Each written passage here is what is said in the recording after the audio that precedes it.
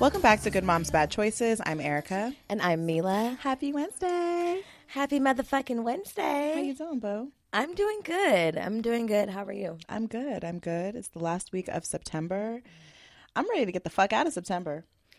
I am, except finally, oddly, the weather in LA is changing and I'm offended as fuck. It's like been gloomy for 2 days. I'm like, who the fuck do you think you are? I'm happy because it's been too goddamn hot. We live in the valley, y'all, and it is disrespectful when it comes to the heat. There was like a mini fire the other day. I was like, oh shit, here we go again. Every year. But yeah, other than that, I feel good. I'm feeling like obviously the seasons are changing, but is it just me that I feel like when the seasons change, something is always like conjuring up a shift in the energy too? I feel like shit's popping off. And we've been busy. Erica was blind yesterday. She's had a hard week. I was legally blind, guys. Oh no. She came in today. She's like, yeah, yesterday I was blind. I was like, no, okay. For real. I woke up and I couldn't see shit. It was like blurry. And I was like, what the fuck is going on? And then I put eye drops in and I was like, this will for sure work. Nope. Then I got in the car and I was like, bitch, I can't see. And then I had to go to I looked it up on Google, could barely see the Google, and it said that you probably have dry eye. So then I went to the store, I got the lubricant, that shit didn't work. I drove to my friend Neerlin, shout out to Neerlin's bridal shower. I barely got there. And then I just had to submit to the fact that I couldn't see all day. My mom wanted me to go have dinner with her last night. I was like, Mom, I can't drive to you. Like, I need to go close my eyes. Erica's had a hard week this week. My body's breaking down, guys. I went to the WizKid concert over the weekend, and at first I told Erica, but then I was like, she's having a hard week. Let me just tell Ashley. I was like, Ashley, she's having a hard week. You should come. She's like, I've been waiting all week for you to call me.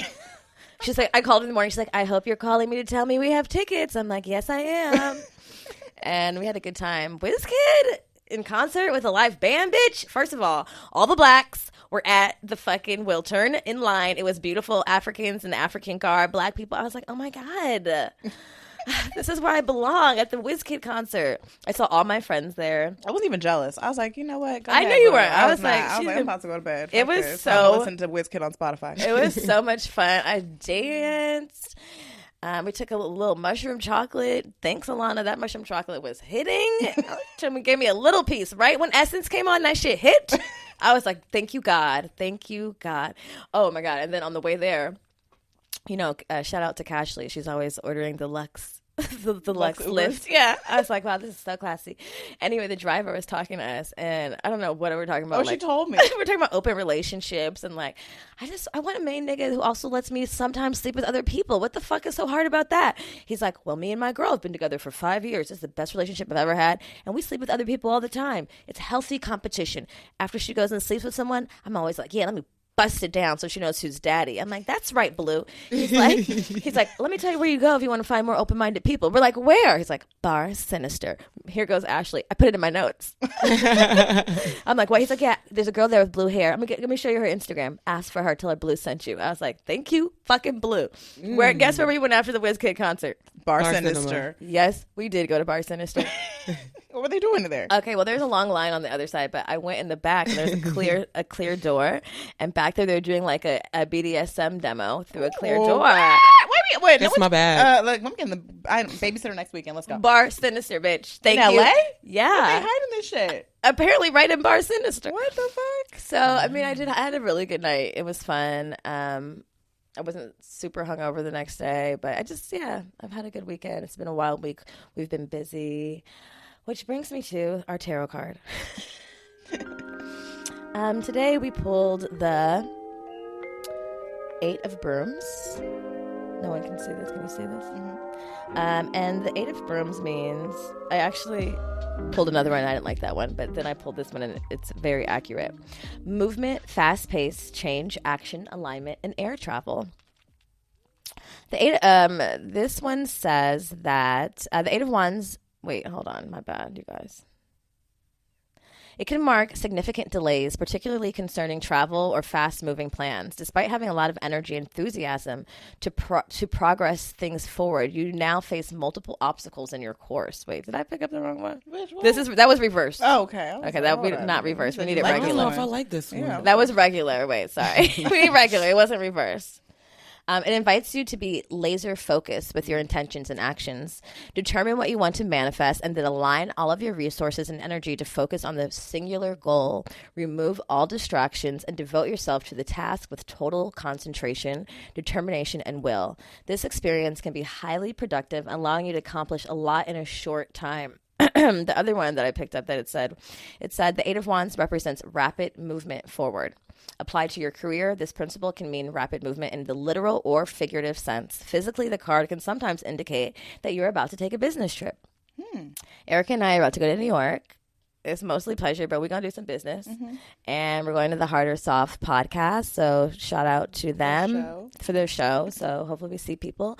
And we've been really feeling super busy. And so I feel like that card was pretty accurate. Amen. Well, I would love to introduce you guys to this week's guest. We have Britteny Floyd-Mayo. She is AKA TrapYogaBae. That flows off the tongue a little easier for me. She is a Forbes-ranked yoga instructor, mindset coach, master's holder. Is that the way you say it? You know, bitches. Yeah, master's level education. Master's level educated. Yes. She's smarter than us, bitches. That's why she's here for our back to school month, okay? Teach us your ways. Teach us, Brittany, please. Welcome to the show. Thank you for having me. I'm super excited. I'm so excited. I've been stalking you, and I'm like, oh my God, she has a class coming up in LA on October 19th through the 23rd, I think. Yep. And I was like, a bitch needs to go twerk and do some yoga ASAP. I wish the shit was like this week. Okay. You know what? Oddly enough, I got you on the virtual side. I am teaching a virtual class on the 30th of September, and it's fun because you get to choose if you want to be on screen or if you want to be off. And the people on screen I actually interact with. So there will be hundreds of people in the class, but maybe like 50. And like when they give up, I'll be like, bitch, get your ass up and twerk. Throw that ass in the healing circle. What are you doing? Not throw that ass in the healing circle. The healing circle. What are you doing? So, yeah. I love that. Wow, that's amazing. Well, thank you for coming onto the show. I know that you have, we always ask our guests to share an affirmation. I know you have your ratchet affirmations. Yes. So I would love for you to share one with our people. It's so hard to pick one. I think with the way y'all's podcast works, a cute, simple one, like, I'm a priority in my beautiful ass life. It really works. And something that's resonating with me right now, you asked for one, but I'm extra as fuck, so I'm gonna give you two. It's you can accept someone for who they are and not fuck with them for the very same reason. And I think we need to, as we enter this retrograde, and you know what I mean? Both of those speak to me. They should resonate. Yeah. Both of those. Wait, what was the first one? It was I am a priority in this beautiful in my ownership. It's yours. In my beautiful ass life. I am a priority in my beautiful ass life. Yes. This queen sound like a choir. That speaks to me because I've been not feeling like a priority, and she's a mom. Yeah, and like literally the past week, my body has been betraying me. Yeah, between the blindness and all, it's been like, bitch, we can't do this anymore. Like this, no longer. Yeah, I heard your story. Sometimes what you're experiencing with your eyes, because I'm also a med school dropout, it might be a migraine. Migraines can cause. My head wasn't really hurting, though. They're not always painful. Really? Sometimes it's orbs. Sometimes it's temporary blindness. So just something to keep an eye on. See, I told you I was temporary blind. She always laughs at my pain. No, it's a real thing. I don't laugh at your pain. You always laugh at my pain. You're like, and I'm like, bitch, I was like really not well. But I'm devastated. I don't feel good. I'm awkward. I don't know how to. That's not me laughing at your pain. It's everything awkward. I just laugh. It's my natural response to things. I care about your temporary blindness. I was like, bitch, I'm legally blind. I was like, is this what it feels like when people need glasses? Yes, bitch, it's not fun. Yeah, I wear glasses. That's how I feel. If I don't have a contact in, I'm probably gonna get robbed. Stop. Can't see anything. Can't identify. When I lost my glasses once and went 6 months without them, and when I got new glasses because I couldn't drive, I have astigmatism. I put them on and I cried. I was like, wow, it's like the world is in HD. You're like, this shit is beautiful. It's crazy. Damn. Oh my God. I value my vision so much that I don't even really like wearing sunglasses. If I'm in a beautiful place and I'm wearing sunglasses, I'm like, bitch, take them off. You got to see this. I got to see it for what it actually looks like. I can't see it through this. I will never take my vision for granted again. But your affirmation is something that I this week I was like, okay, this week after you leave today, I am going to go through my calendar for the week and really block off time for myself specifically in the day. Even if it's just 20 minutes, I don't give a fuck what I'm doing. I have to stop and do something for myself because I don't know how to, I don't be doing that. I just like work. And then I'm like asleep. And then I wake up and I'm like, work. Yeah, you get into those baths where you're like, I think I cuddled my laptop last night. Literally, it's warm. It does produce some heat. It did. It was hard. It's skinny and hard. I don't like and hard. Ew, well, cheers to the new day. And I'm an accountability partner. That's a lot of what I do. So I'm gonna follow up with your ass. Okay, please do. All right, please. I'm on that. I'm on your head. What was the second one? The second affirmation. You can accept someone for who they are and not fuck with them for the very same reason. You can accept someone for who they are and not fuck with them for the same reason. That might be for me. Is it resonating deep in your soul? Because I love everybody. I'm a Cancer. I be loving everybody. I get attached to people for no reason. Oh, I forgot to say bye to that girl. She's like, who? The girl I met in the bathroom. She's like, you don't know her. I'm like, I do. But I do. I looked in her eyes. We made friends. I forgot to her Instagram. She told me about her dead grandma. Now I have to check in on her. I'm like, oh, Lord Jesus. Oh, that's a lot of energy output. That is a lot of energetic output. I am trying to manage my energetic output and be more conscious of it because I just do it so naturally. And then I'm like, bitch, what's wrong with you? That's what's wrong with you. You're doing a lot of energetic output. You need to do some input. You need to chill the fuck out. Some input. But it's just like it's so in my nature. But I'm reprogramming as an adult is really, really, really hard. Yeah. What I'm learning. That's my back to school lesson, bitch. You could be all these lessons outside of yourself. The lessons really start and end with yourself. That is the answer. Right. So how did you get into where you are now and your purpose and walking your purpose? I did do a little bit of research on you and listened to a few podcasts and learned about your history with violence as a young girl and child and like having to unlearn those things. And like Jamila said, like unlearning things after like a certain age can feel really challenging, really impossible at times. So can you just share kind of like, your journey to TrapYogaBae? Yes. In a nutshell? In a nutshell, right. Boom, bullet points. So what had happened was, the year was 2012. No, seriously. It was 2015. I was married. I have 2 children. We were living in Austin, Texas. You were married rather young, right? I got married at 19, divorced at 27. Ooh, honestly, I heard that's the way to do it. Because now I'm 33 and I'm like, But I had gotten to an argument with my husband, which wasn't unlike us. But what was unlike him was to put his hands on me. And that day he like snapped and brutally beat me. And I I was in shock, went to sleep, had this like crazy dream, and woke up and was like, nah, like this ain't what God has planned for me. So I was like, hit him with yo, bro, I'm going to Walmart. I'll be right back. Walmart.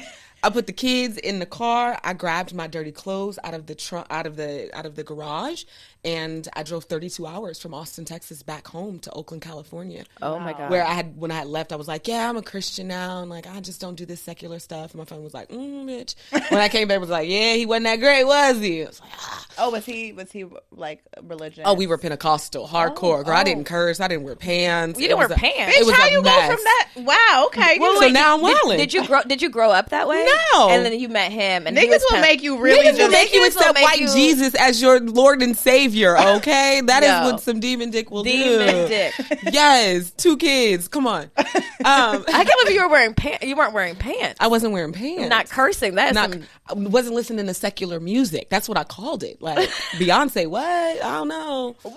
It was an ordeal. It was very cult like life. And so I was laying on my grandmother's floor, and me and my grandma don't even get along. She was like, "Yo, what the fuck? Like, when you gonna get the fuck up out of here?" And I had some savings from my job. I was in tech, so I was in recruiting. Had made good money, and was like, I need to find myself. And I am not being a good mom. I am just like sitting these kids in front of the TV. I'm just feeding them. I'm lost. I'm about to dip, and I'll let y'all know when I fucking find me. And so I booked a flight, China, India, Brazil. What? I was gone, yeah. So I studied at the Hariom School of Vinyasa in Rishikesh, India, where I became a certified yoga instructor. Then I went on to Shang Hi. Then I went on to Brazil. And once I I found me and can't nobody tell me shit, I came back home and was basically like, yo, yo, yo, yo, yo. So that person you thought you knew, the bitch is dead. Like, God. Were your kids like, Mama? Oh, it's probably why, yeah, no, I came back different. But what was amazing? How old were they at that time? They were 2 and 6. Okay. So my son was 2. He doesn't have as much recollection. My daughter did. But the thing was, there was some oof for a moment. I put her in therapy, and that was really, really good for her. And then when I became happier, I noticed my kids were changing. And that was what the dream was. It was that my kids felt like they grew up and they didn't know me because I was too busy trying to appease and trying to be accepted that I wasn't myself. So as I became more of me, my kids, they became like happier kids. And then I was like, damn, this is kind of lonely being this like evolved bitch who don't give a fuck no more. Let me create like a tribe of women. And I had a friend who had a dance studio in San Francisco. She offered me the opportunity to teach. The class took off. 2 weeks later, 2 Chainz called. 3 weeks later, Erykah Badu called. And then I'm on tour with Sheila Marie, Ace Hood's now wife.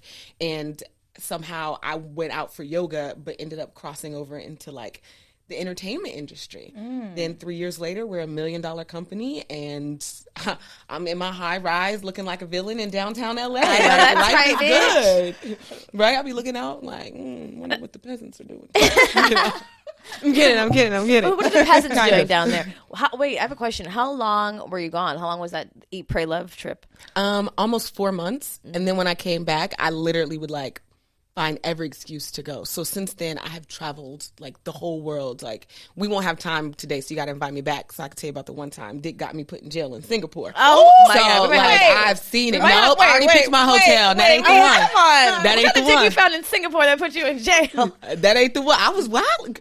Girl, I wasn't cursing. I wasn't really fucking like yeah. that. You had to I'm out relinquish. here. Yeah, you had like 7 years of pent up was shit. Was jail in Singapore? I'm thinking of, what's that, Broke Down Palace? That is the movie. That is the movie that made me lose my mind in jail. And I was in there like, I'm a good girl. Forgive me, Jesus. Yeah, okay, bullet points. Told the man not to, can't take niggas who never been nowhere. No. And I was like, oh, you got good dick. Like, why don't you just come to Singapore? No. I brought him. I brought him from the hood to Singapore. Oh, shit. Did he bring weed? Lord That's Jesus. exactly what he did. Oh, no. And they ran through the bag. Oh, Jesus. And I called my friend, was like, girl, I wasn't that attached to him. I was like, girl, he about to go to motherfucking jail. I ain't paying no bail. Like, call your mama. Is that nigga still and in they jail? was like, you with him? And I was like, not really. And then they took you and out? they was like, oh, yeah, no, come here, you. And so I went to jail for 5 days, and I was in there like losing my shit so much that they were like, maybe psychiatric evaluation. And they sent me to the psych unit, and I was like, that's fine. I got there and was like, actually, I like jail better. Can I go back to jail? All of that ordeal, and they were just like, give us $5,000 and don't come back. And I was like, so you can never go to Singapore ever again? I got 6 years left. Oh my! Is he still locked up? Where's Fuck he? him! I don't know where he at. Wait, you haven't checked? He is locked under the jail in Singapore. You didn't Google or anything. You didn't call his family, his mom. I thought this was a safe space. I hear a little judgment. I don't really give a shit. I just think it's fun. I got kids and shit. It's the You cancer fucking in me. up Like, you didn't check to see if he's still locked up. Don't give. He was a fuck. Sagittarius. He's all right. Oh yeah, he is. He's fine. He's fine. They don't I'm give an a fuck. Aquarius. It's well within my nature to be like, oh, I don't like that. Detached. Yep. Yeah, That's a sad shit. Everybody's doing what they're doing. Let this be a testament to every woman Don't ever listening. Don't ship no niggas. No, do not. Don't ship no dick. Imports. No imports to any foreign, really anywhere. Don't ship them in. Period. Okay, if they can't get them fucking selves there, they can't come. If the shoe was on the other foot and this was Jamila's cancer ass, she'd been like, "Is he okay? I don't know. Let me go check on him. Actually, I gotta fly back. I gotta go fight his court case, or maybe me too, because I did that shit too." Probably right, bitch. First of all, after 5 days in Singaporean jail, that would be my first step into not giving a fuck. Okay, I'm like, don't care, don't ever call me. For real, a cancer's guide to not giving a fuck. Go to jail in Singapore for 5 days. Yeah, and when I saw him in passing, he was like, no one told you to bring marijuana to I specifically told you don't bring shit here. Like, and if you can't leave your house without weed, then you got a problem. Oh my goodness. So, yeah. Not everybody gets to come. Shit happens. That's So So let's circle back. What was we talking about? I'm just so inspired by this story. I want to know.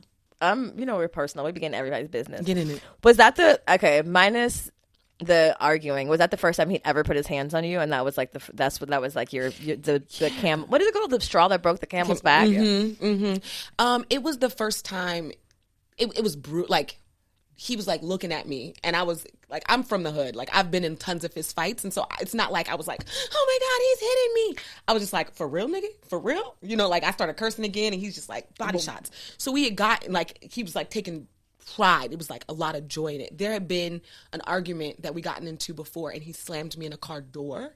And he was very, like, apologetic. And so I was like, young love, I'll take him back. But that was the first time that I had really just, like, like bruised clavicle, face swollen. I'm in a Lifetime movie type shit.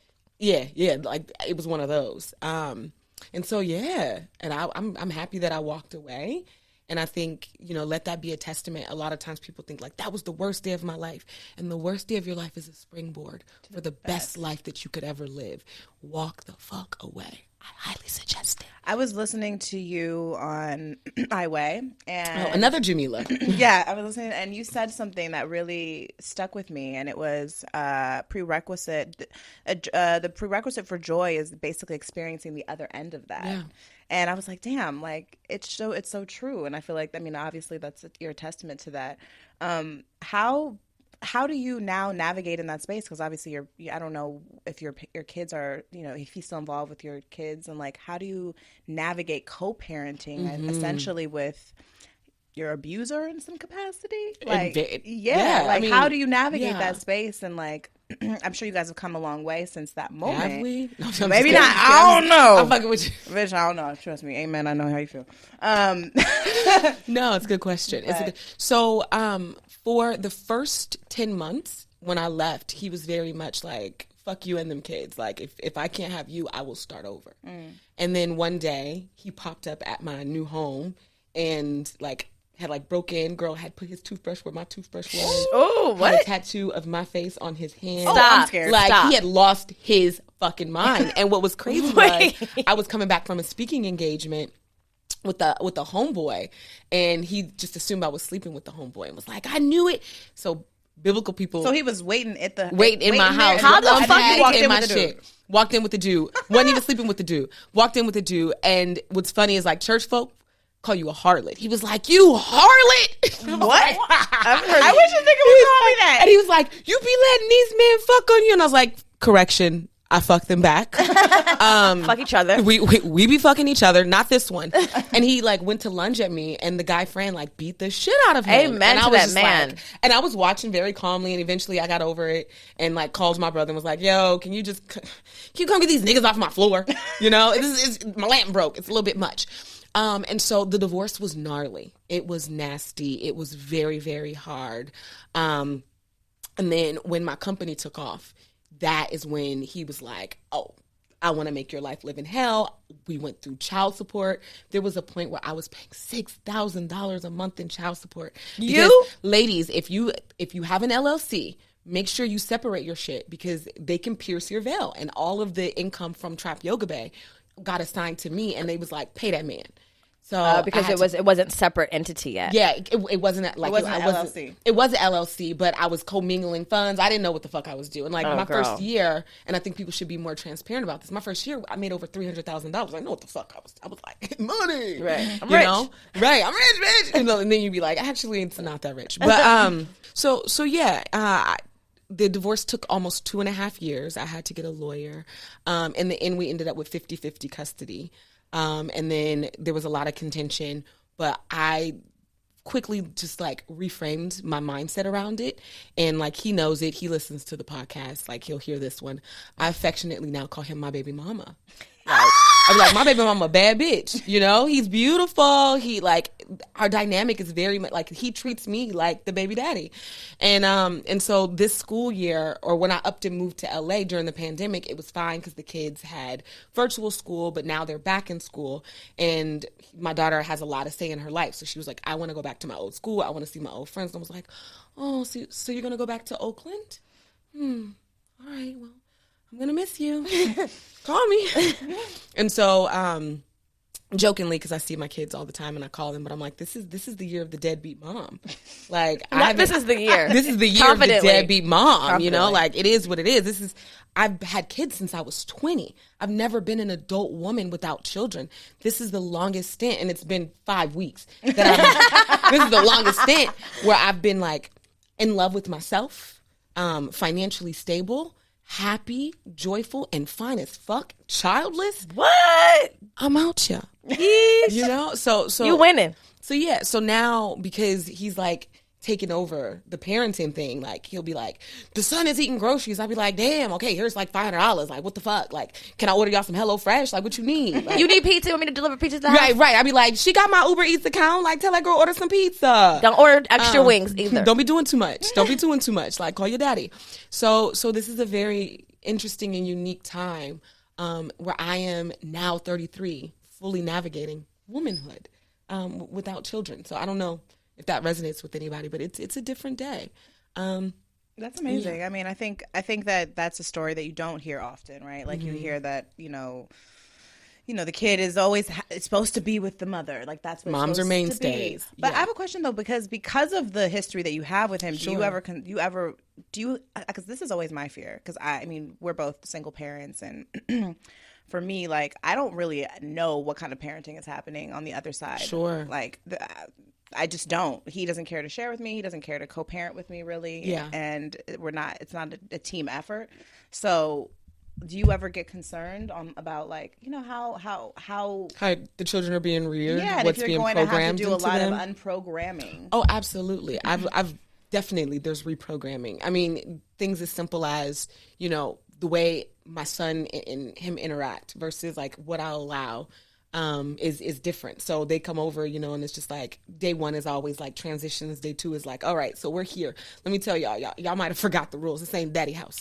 It's not his house. So I think, there is that. But if we can start focusing on only controlling what we can. Right. True. Right.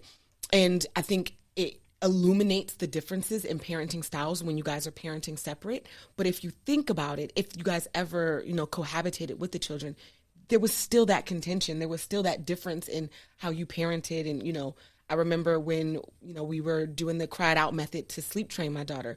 And I was very much like not tripping when she was crying. And he was like, damn, you a monster. And I was like, no, she'll figure it out.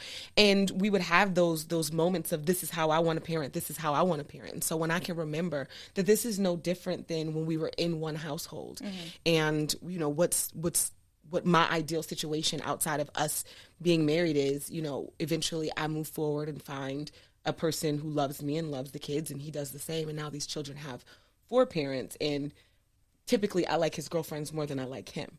And that's one thing I'll give him. He was not a good husband to me. He sure know how to pick some good women, and he's an amazing father. And so I trust his process, and I ask a lot of questions, which I think it sometimes puts undue pressure on my daughter to like report, because she get in and I'll be like, all right, snitch to me.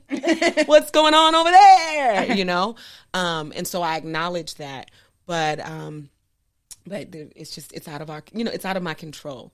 And as long as I'm never hearing things that feel alarming, like abuse, because he has a history of abusing women, or, heavy patriarchal things that I'm like, yeah, we're not going to be putting that on my daughter, then I kind of just got to let him do his thing, because I picked him. And sometimes I apologize to myself and other people. Like, I'm sorry, that's who I chose. Yeah, he was mine. I did not stick beside him, but that's what we did. But I did get married again? What? Do you think you get married again? Girl. Did you see my micro expression of surprise, disgust? What do you speak of? I felt like you jumped in my over. I felt like you proposed to me. It's a little quick for that shit. I believe in commitment, And I believe in deep connection and joy. And that is what I prioritize over titles and time. And so I think at best I could do a commitment ceremony. Mm-hmm. At best. I could do a commitment. I could let everybody know that I'm fucking with this person. We rocking steady. Are you in a relationship right now? You're not okay. It's maybe a little bit. No, it's not. It's not complicated. Do you not believe? Like maybe not marriage. Do you believe in saying, "Oh, this is my partner," or is that not? That's even. No. I believe in saying like, "This is my partner." I think that variety is important. Me too. And I have someone that I cherish and I love spending time with. But I'm also like, there's a lot of fish in the sea. There's a lot of fish in the sea, and I go on a date over there, like it ain't so great, and then I'm like, I didn't have a good time. He's like, you hungry? Hell yeah, I'm hungry. Like, you know what I need. Right. My bad. I don't even know. Let me just go ahead and send. All my friends call me the HR hoe because I send HR messages when I break it off with people. It's not working. Oh. Thank you so much for your time and your effort. After careful consideration, I do not think that it's best for us to move forward with this. However, I wish you your best in your future. You might need to forward me that text message for my file. You are an HR hoe. I can feel it on you. I've been doing that shit too. I recently did that with somebody, and he just could not believe it. He could not believe that this was happening, and then I find that when you do that, though, they respect it. They act like they respect it, and then they think you're joking. No, they want to prove to you that you're wrong. That you don't know. Well, they don't want to believe you have boundaries. I think that's what it is. And I know that I know that you talk a lot about boundaries and like how important. That's my jam. Yeah, and how important they are, and like I mean, how do you what is your biggest, I guess, tip for starting to implement boundaries in your life? Because I know there's a lot of people listening that like they don't even know where to start. For sure, because it's not easy. I would say people don't know where to start, where they're like, I don't even know where that boundary line is, and I say, or when I need to implement them. My biggest step one advice is if you feel like I have to choose between loving you and loving me, then the boundary is I need to love myself. And that's in compromising a lot of times. You're like, oh, I found out he's talking to somebody else, but we're in a close relationship. Oh, if I stay, I'm low-key going to hate myself and it's going to change the dynamic. Then it's time for a boundary, because now if I proceed with this, I'm going to feel some kind of way about me. Mm-hmm. And to me, that's at least the starting point of like, now let's be aware that we don't like that. So I've got an HR message for you. So oh my God, I can't wait to hear this, please. So I said, was this recent? Yes. And it actually is the hotel that I was going to tell y'all about. So I said, Stink. Not the name. Yes, Stink. You already had a nickname for this nigga? No, that's general. It's general. Oh, okay. It's general.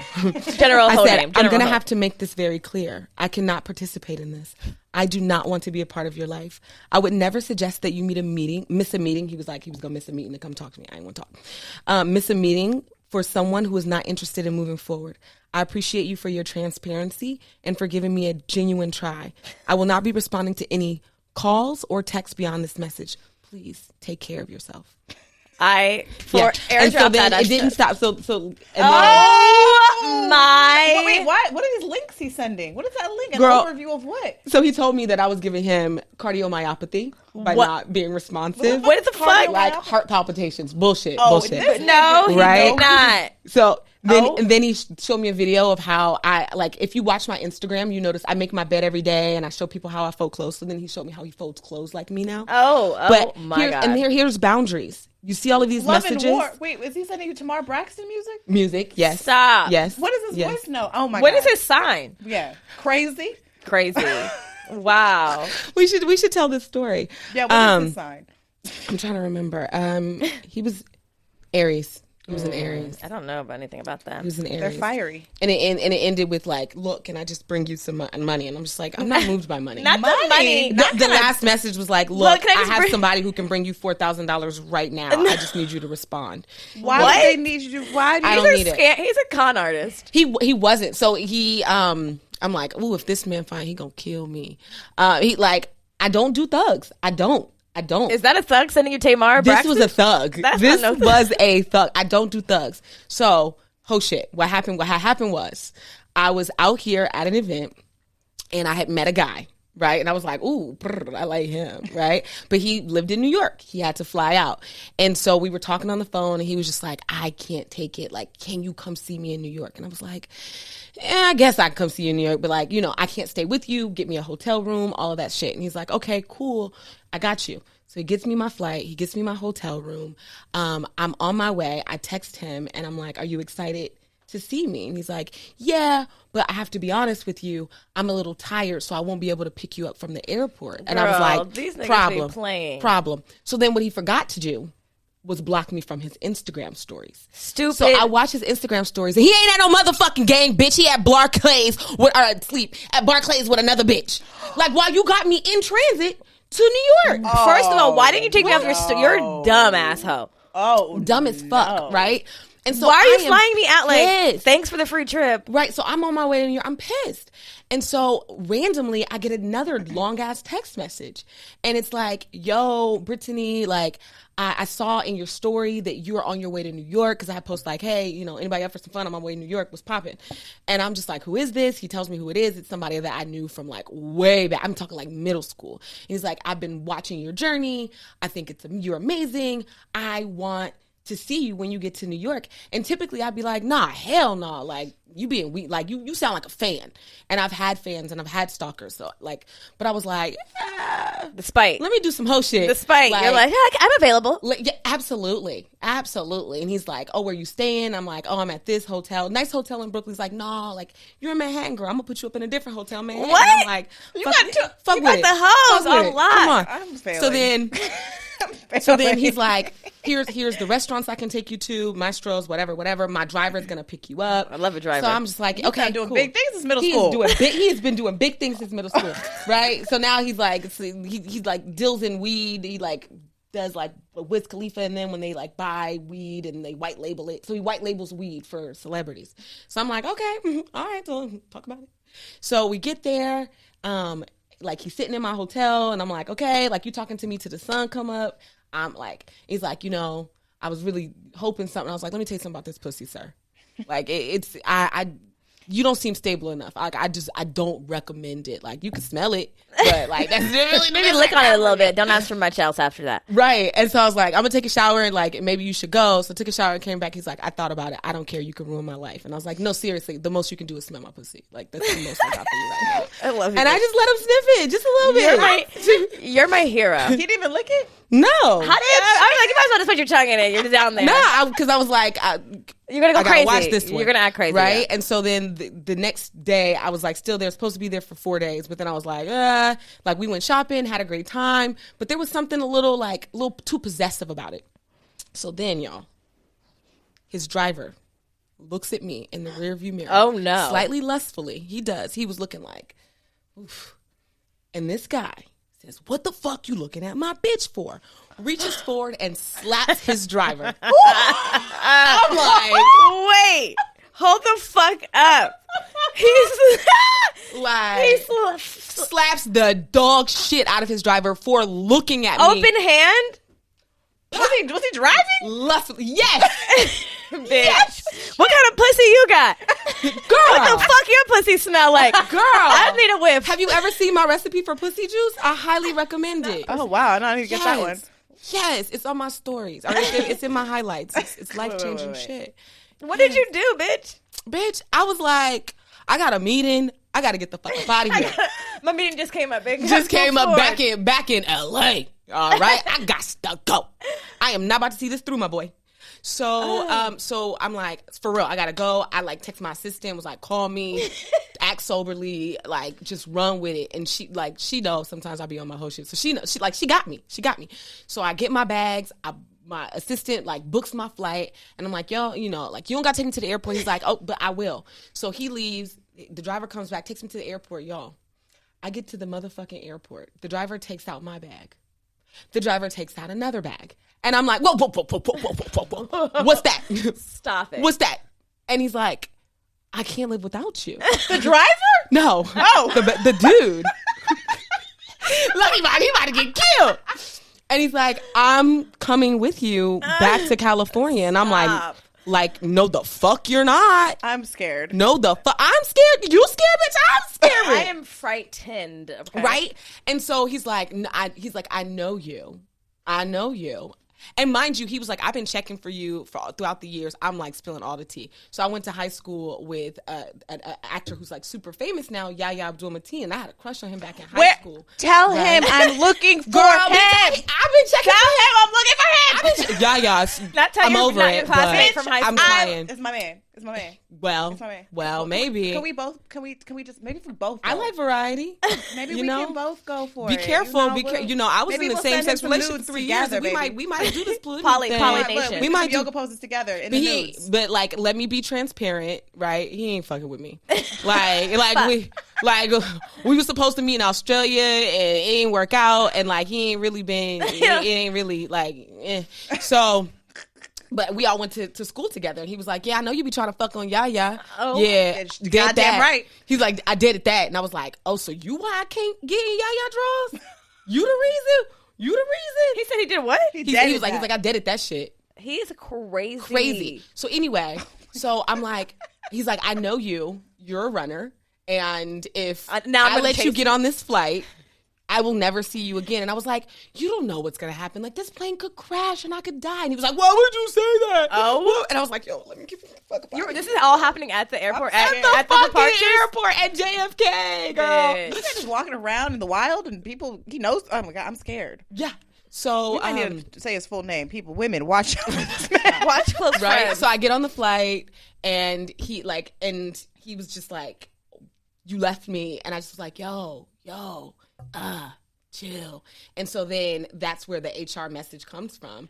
Like, Oh, this okay. this is a little too intense. And then then you saw all of the those follow-up. messages. Yeah. And so I'm like, whoa. and so maybe the moral of the story is like, don't do spiteful shit, because I would have never ever hung out with this man unless I had gotten that odd. And when the odd thing happened with the other dude, like I sent one cryptic DM and I was like, I just want to know, did your team win? Not a cryptic DM respond? from you.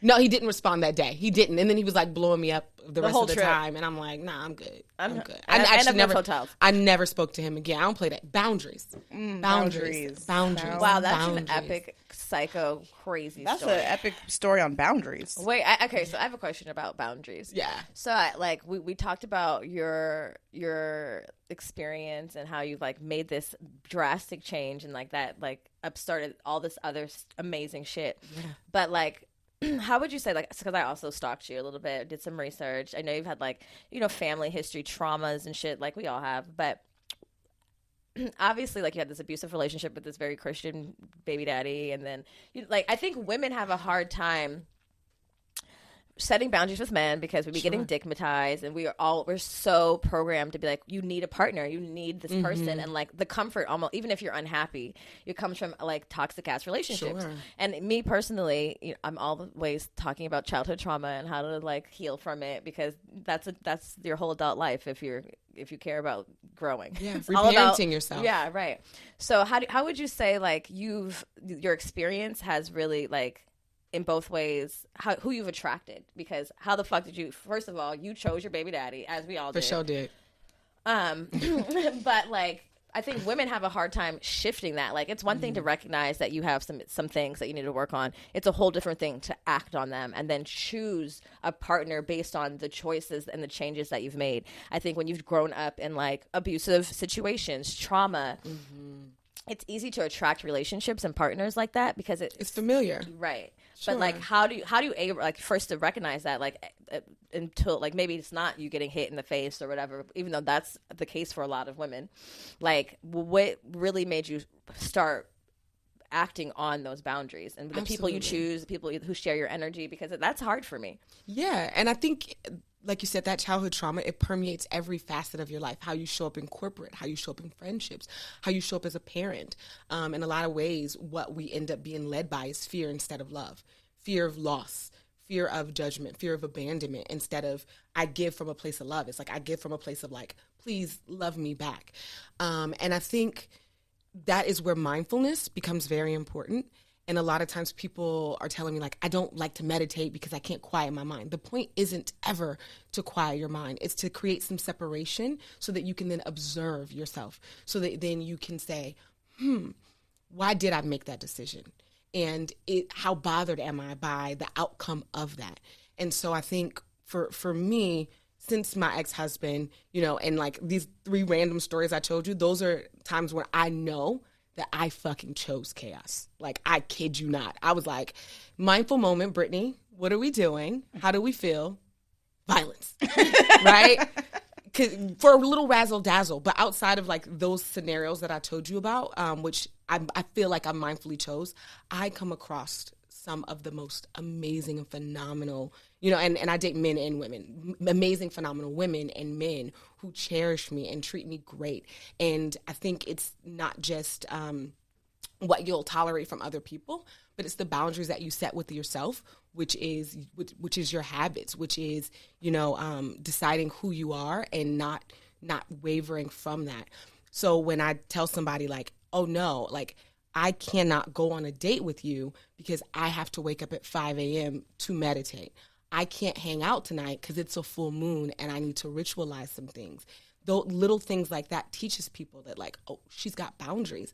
Oh, she's got routines, and I don't get the opportunity to like take over her life. I get to integrate in it.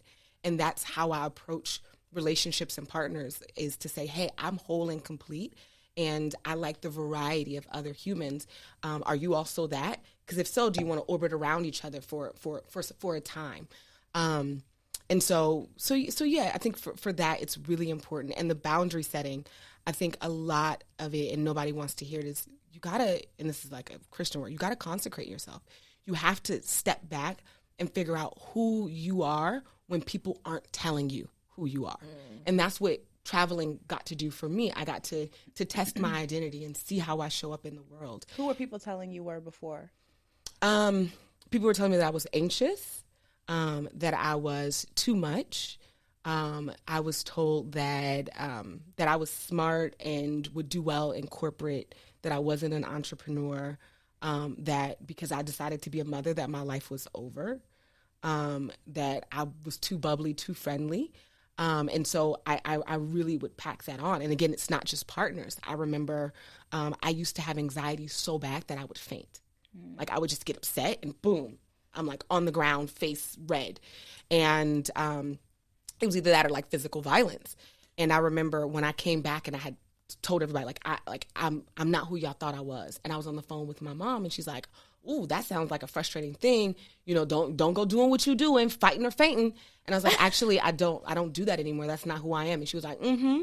And so from that moment on, I started telling people, hey, I cannot control who you think I am or how you see me. But I'm telling you that that's not who I am. And you can say whatever the fuck you want to say about me behind my back, but don't bring that shit to my face. Do not tell me who I am to my face. And when they did, it was a 2-year stint where I would be like, hey, you're on that bullshit. You're telling me something that I'm telling you I'm not. And I would be like, I'm disengaging now. And that's where the HR hoe probably came from. I call it disengage. I'm like, I'm going to disengage in this conversation. Please don't call me for 2 weeks. And I will hang up anybody's face, mother, anybody. And I'll call back in 2 weeks and say, hey, I really love you and I want to move forward. And I think the best way is for us to talk about what happened 2 weeks ago. Are you ready to have that conversation? Which is really hard thing to do. But when you have fell to the depths of hell and you're like, I clearly don't love myself and I've clearly chosen love and all of these other titles and accolades over my authentic self, and you know how sad and how dark and how like lonely that darkness is, what you were like, I will never go back there again and I will do whatever it takes. And so now my journey is every day, how do I become more me? More me. How do I continue to test who I am and what I say and believe in that? And what I've been able to accomplish with that finding of self has, sometimes I cry because I'm just like, I cannot believe that I've been able to reprogram my mind and recreate this life in such a way that I'm almost unrecognizable. I look younger now than I did in pictures when I was 23. It's insane. That shit will age you. Not being happy, not living as yourself, not showing up as yourself will dim the fuck out of you. Like, you will start looking like a different person. And that shit is true. I've seen, like, pictures of myself in unhappy relationship. I'm like, oh, bitch, you're not doing well. Yeah, you weren't doing well. Yeah, you weren't doing well. Who would you say you are now? I would say now I'm free. I am free. I am authentic. I lean into that I'm a nurturer, and I am discerning. I think that I am wise. I think that wise enough to know that I don't know shit. That kind of wise. And I think that I'm a lover. I think I'm a lover of humanity. And before, I was afraid of humanity. I was scared of people and scared of interactions and scared of either they would take something from me or reject me. And now I live my life not requiring acceptance of anyone, but also not denying that. And I think that, like, I'm like, damn, okay, cool. Let's go, you know? Yeah, and I'm myself. Yeah, I love that. That's what a beautiful journey. I mean, thank you. I mean, I feel like this conversation is so necessary. I think for both of us. Yeah.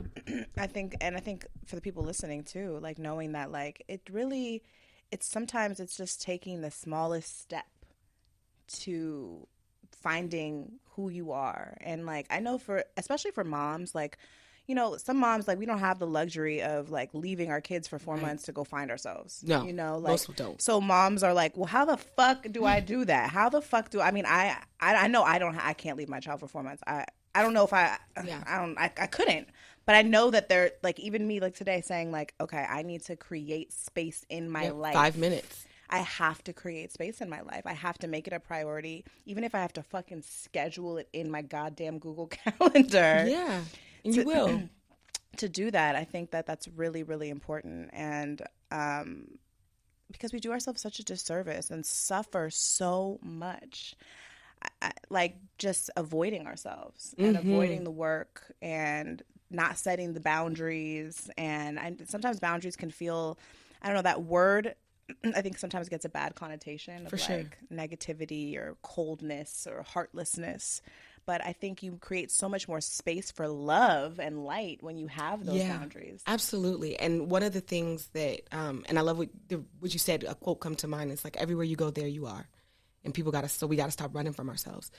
But when it comes to that boundary setting, I think it's, when you first start boundaries, you're like, get away from me, because you're just, like, pent up aggression and anger, and you're trying to protect yourself. But I think the deeper you get in your boundaries, the softer you can be. And the more you can say, like, it doesn't have to be this big blowout. It can just be, you know, actually, this doesn't work for me. Actually, I'm going to unsubscribe to this interaction. And learning that is the game changer. So one of the things that, and this is years of therapy and work, but I learned that it's okay to be used. I want to be used. I want to be used in the way that I prescribed I can be used for. And so when I can say, this is how you can empty my vessel, right? And everything else is off limits, then I don't have to feel like a bad person for upholding boundaries because you just were out of my wheelhouse. So when it comes to, people wanting to tell me their life story as I'm walking down the street because something about me just does that, Same, girl, same. And so then it's like, well, I feel bad because I'm a good person and I want to help and I actually get invested in people's story. But a couple of things, you get invested in people's story and their success, and they aren't always invested in their own success. And so now you've depleted your energy and you could have helped somebody who was actually ready. So that's why that boundary is important, because your energy is finite. So instead of listening to people's stories, I have a set of questions and I'm like, if you really want help, you can book a free 15-minute call. And then after that, I'm going to try to sell you something, a very expensive coaching program. And so it just is what it is. So then now I know that I can live in my purpose because I'm not being out of order by constantly being pulled to help other people. Because if we went to help everyone who needed us, we would never make it out of our front door. So we have to learn to put our blinders on and to decide who and what it is that we pour out to and under what circumstances, so that we can then be fruitful in how we show up in the world and how we give back. So boundaries isn't about shutting people out. It's about walking in your purpose and in a way that will actually make a difference in the world. And that's where my mindset coaching comes in. And that's where I'm like, no, let's just reframe that. It's not, no, I don't want to help my mom pay her mortgage. It's, I'm using this money to send to Haiti because I believe that those kids are important and what they need, there is that. I love my mom. That's just not, that's not what it is. So yeah, I think that's also like boundary setting, 102. 102, yeah.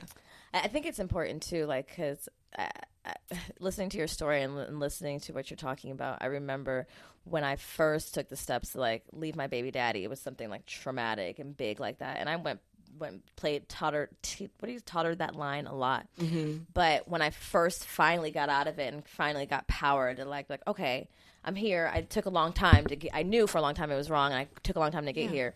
I remember I went out with a guy, and he like said something crazy to me, and my baby daddy used to talk crazy to me, so I was kind of used to it, but I was so not in that place anymore. I was like, my fangs must have come out. I was like, get the fuck out. I'm like, I don't know who the fuck, but I was just like, you're not going to send me back to that place by any means. But I think sometimes in life, when you are programmed a certain way into certain things, you forget. You'll get in new relationships that are a little bit different. They don't look just like that, so you're kind of like laxed in it. But they still like cross your boundaries in other ways, and you have to be like constantly exercising and reevaluating, because you can grow. But if you let yourself get comfortable, you can still kind of totter and teeter into those things that are still not quite this, but not quite what you need either. So I think it's important. I'm so happy that you came reminding and reigniting that fire. Like, there was a place that stemmed from, and that work has to continue to happen, or else you can easily fall back into old. It is, even if it doesn't look just like it, you being abused, or you allowing someone to verbally abuse you, or you being so miserable you look ugly. But dead ass. You were speaking for both of us. Yeah, it's okay. It's okay. It's still always lingering, and you have to constantly be evaluating the people you keep and why. Absolutely. Thank you so much. I needed to hear all your information today, and definitely that crazy ass story about that crazy ass nigga. Don't answer DMs from niggas from junior high. Don't do it. Don't do it. I was going back to read my HR message, and it was not as direct as that. I was like, wow, I really could have fine-tuned this more. It was not as... I actually love crafting those messages. So it you can sounded always like hit me you up. Took joy in that. In detail. Because I'm sure every word was spelled correctly. Yes, it was. I'm a thing for words. But it's not just I don't take joy in it to be joy, me. But it's also joy in setting your boundaries. And also being a good person about it. Because I could do like all these other bitches I heard. Like I could block you. I could take your money. I could do all of that. But you could have picked up that $4,000. I could have picked up that cash. But I was like, again, every day when you're faced with these things, this is an opportunity for you to say who you are and show up as that. And so I'm like, I am a good human. I have boundaries. I respect other people's boundaries, and I respect other people's humanity. Clearly, this nigga is in way over his head with me, right? And I called it. I was like, nah, you could just sniff the pussy. Not you. You can't taste it. I can see your eyes. Something's off. Ain't right. He slapped the goddamn driver. He has zero motherfucking boundaries. Zero. And I'm surprised the driver didn't beat his ass. Oh, yeah. Did the driver react? No, the driver just took it. Oh, my God. Poor baby. That was not the first time. I don't think so. Oh, my God. Oh, no. But I think it's also like, I want to learn. Right. And there are things that I learned from that. Right. We learn from every interaction. I do like it when somebody's driver picks me up, just not when they slap the driver. Also, right. I do like when someone is very attentive and, those sort of things, but not when they're possessive. And so you learn something from every single interaction. And that's why everyone is like, it's all good. I have no hard feelings or anything. But it's also like, I have a motto. I leave everything better than I found it. Even crazy niggas. I will still leave you better than I found you. And I want you to know that like your behavior will chase away the woman of your dreams. And so to be able to do that and get your words across so that they hear the words. Because I used to be very angry, very screaming. And then people be like, don't talk to me like that. You're yelling. And I'm like, but you're not listening. And so I've learned that if I can maintain my composure and take the anger, because anger is not even a real emotion. It's an emotion that hides fear or jealousy or anguish. If I can take the emotion out and just put it on the table, I've been authentic to who I am. And if you are open to learning, you just learn acting crazy, gonna lose a real bad bitch. Quick, fast, right? So yeah, it's boundaries. It's not easy. And if I can take 2 seconds, one of my biggest pieces of advice for people who are starting, who can't say no, I teach the yes and.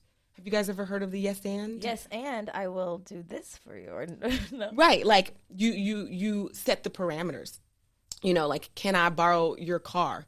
Yes, and you will need to pay my car note for 6 months. And people be like, well, I only need to borrow your car for 20 minutes. Okay, well. I guess you don't need it. I guess you don't need it. Like, it's low-key a game of, like, how bad do you want it? But it's boundary setting for beginners. It's saying, like, I don't want to be displeased, but let me tell you at what level I will be comfortable with you using me in the way that you want to use me. Yes, you can have what you want, and this is what it's going to cost people you. Who have problems setting boundaries, yes is just part of their everyday intuitive dialogue. So the and is where, but that and is probably, it's hard even then, for sure. even with the yes. If you're scared, you're like, yes, and can you pay my car note for 10 minutes? Right. And so when I'm coaching my people, I'm like, and after you say your and, bitch, don't say shit. Ain't nothing else to say. Don't explain nothing. Nothing to explain. And that's another one of my ratchet affirmations. No is a full-ass motherfucking sentence. But yes, you can do this, right? And when it comes to, like, dating, and guys typically want to be able to date other women, but they don't want the women to do that. And I'm very quick to be like, yes, you can fuck other bitches. And I will too. Pause. Nothing else to say. And then they can make that decision. But when you make that and, what feels good for you. And I do it in business. Yes, I can teach this class. And even when, you know, I'm so excited to be here, but I also have a life. Yes, I can come. And these are the times that I'm available. So that way, when I walk away from this, I feel invigorated. I feel excited. And I don't feel like anyone took something from me that I wasn't giving. Yes, you can have what you want. And this is the price. And most of the time, you realize that people make you feel like you were their last resort, and here comes another ratchet affirmation. You are not that sucker's last resort. You are only the most convenient one. Yeah. Make it not so convenient to use the fuck out of you. Right. No, y'all didn't ask for none of that, but you I needed all of those. But you got it. Thank you. You know, if there was a collection plate, y'all could pass it. I would pass it. You have all my money. I'm too bad. All the cash I got. You got Venmo?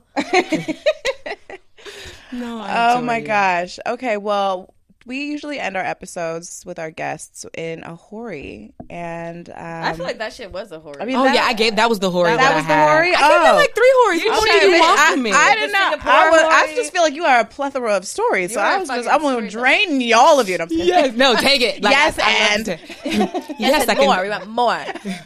More. Well, but Jamila, you said you have a hori to share. Give it to me. Why the fuck do you remember my comments? You literally volunteered. It's a quick one, so it'll be quick.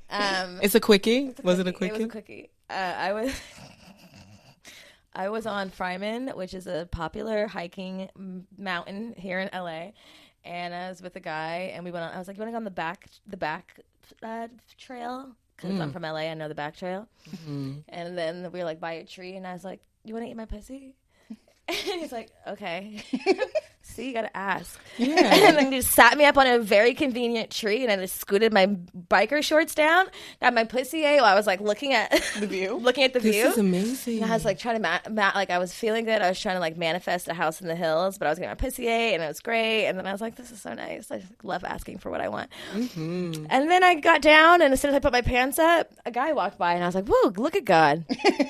And that's it. That was the story. That was the story. Amen. Ask for what you want, even if I it's like getting he was head. A good boy. He was obedient. Yeah. I hate that word if it's used towards me, but he was obedient. Yeah. Give it to them though. Right. You want to be a good boy? So good. Thank you. Yeah, that's what I did. Thank you for sharing. You're welcome. So you want to tell all of our listeners where they can find all this amazingness? Yeah, well, they won't find these kind of stories on my page. I typically stay away from relationship shit. I think I've been holding this for us. I'm so grateful we got the exclusive drop. Y'all have heard. You say you heard a lot of podcasts. You've never heard any of these stories. No, like, this is the energy in this room. I'm like, let me just tell my hotels to my real friends. Can we put this? Can we be on a group chat because now I need to know all of your shit. All the shit. Hey girl, what's going on? Let me tell y'all how last night went. But yes, thank you so much. I can be found on Instagram as TrapYogaBae. That's TrapYogaBae. And really on all platforms that way. And if you get confused, like, Google me, bitch. Yeah. And if you guys are in LA, make sure you come to her class on October 19th through the 23rd, right? Yep. And then I'll be in Philadelphia on the 11th through the 6th of November. And if you so happen to be in Cali, Colombia or Cabo, hit me up because I'll be teaching at some private events there. But I can always plug in my people. Colombia. Do I need to go to Colombia? Yes, you do. Shit. Yes, I want to go to Colombia. Shit. For a variety of ratchet and wellness reasons. Yeah, for real. I like, honestly, I should just start traveling with y'all because honestly, I have not learned my lesson about importing dick. I still Do import not. dick everywhere I go. You know what? Everywhere I go, I still import the Erica dick. has taught me bring a vibrator, like travel essentials. Bring a vibrator, even if I've never hooked up overseas. What? You just be bringing them in? I always. you didn't learn your lesson from Singapore. And I will rotate them out if I got to. Bitch, I've never hooked up. I'm overseas. going to empower you. I've always to just brought the try dick some with me. foreign dick. It is Because my best friend said foreign dick don't count. It don't. it It's does. out of state lines. Foreign dick might make you stay in the foreign country that you're at. So. No, Bitch be in Ghana like, fuck y'all. I found a prince. Jumpa, la via, ashe. Also, Thank speaking you. of going on trips and finding yourself, we are doing our retreat in Costa Rica. By the time this comes out, we will have put out the first round of people who we've invited to come. So be sure to look out for that email and put your monies in to reserve your spot because we would love to grow and get well with you on the coast of Caribbean, Costa Rica. I love it. Maybe a little trap yoga, and I promise I won't bring no dick. Oh, It's all women, so you can't bring dick. But we do encourage you I said I won't. to I find won't. the locals. Yeah. there's some local dick. I found some. Leave it to Erica. Scavenger hunt. I found local Oh dick. my when I God, what was if we tell our community, like, invite your niggas to Costa Rica during this time? You can only see them during these days. Fair. They No. do it. They No, do it. there's plenty of dick on the coast of Costa Rica. On the coast of Costa Rica. Come on, now, it's the coast. Please come with us, TrapYogaBae. I know. Oh my God, it would be so I fun. would love to. But you guys know where to find us. Good Moms Bad Choices on all platforms. Make sure you follow us on Instagram at goodmoms_bad choices. Check out our Patreon. I've been like uploading little blog posts up there because I've been in my feels all week. So I've been like crying on Patreon. So, go show your girl some love on Patreon. That's patreon.com/goodmomsbadchoices. And anything else? Have a good day. Bye. Bye. Bye.